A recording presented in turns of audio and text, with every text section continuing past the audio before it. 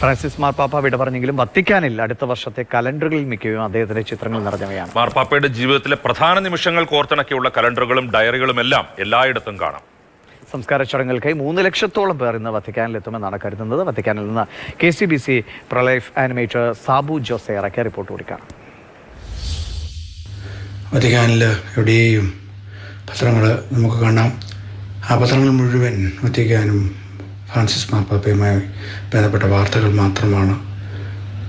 ഈ നാളുകളിൽ കഴിഞ്ഞ വർഷങ്ങളിൽ മാർപ്പാപ്പ എന്ത് പ്രവർത്തിച്ചു, ഈ ലോകത്തെ എങ്ങനെ സ്വാധീനിച്ചു, ഇറ്റലിയെ എങ്ങനെ സ്വാധീനിച്ചു, കത്തോലിക്ക സഭയെ എങ്ങനെ സ്വാധീനിച്ചു എന്നൊക്കെ ഈ പത്രങ്ങൾ വ്യക്തമാക്കുന്നു.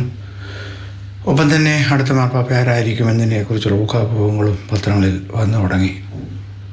വളരെ മാധ്യമ സ്വാധീന നൂറുകണക്കിന്, ഒരുപക്ഷെ 2000-ഓളം മാധ്യമ പ്രവർത്തകർ ഇവിടെ എത്തിയെന്നാണ് മനസ്സിലാക്കുന്നത്.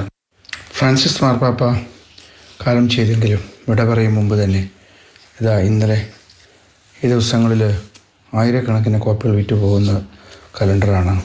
2026 കലണ്ടർ ഫ്രാൻസിസ് മാർപ്പാപ്പയെക്കുറിച്ചുള്ളതാണ് ഉള്ളത്. പുതിയ മാർപ്പാപ്പ ആരുമാകട്ടെ അത് കാത്തിരിക്കാതെ അവർ പുതിയ കലണ്ടറുകൾ, മാർപ്പാപ്പയുടെ ജീവിതവുമായി ബന്ധപ്പെട്ട വിവിധ ദൃശ്യങ്ങൾ, വത്തിക്കാൻ സ്ക്വയറൊക്കെ ഉൾപ്പെടുന്ന കലണ്ടറുകൾ വരുന്നവരെല്ലാം തന്നെ വാങ്ങിക്കൊണ്ട് പോകുന്നുണ്ട്.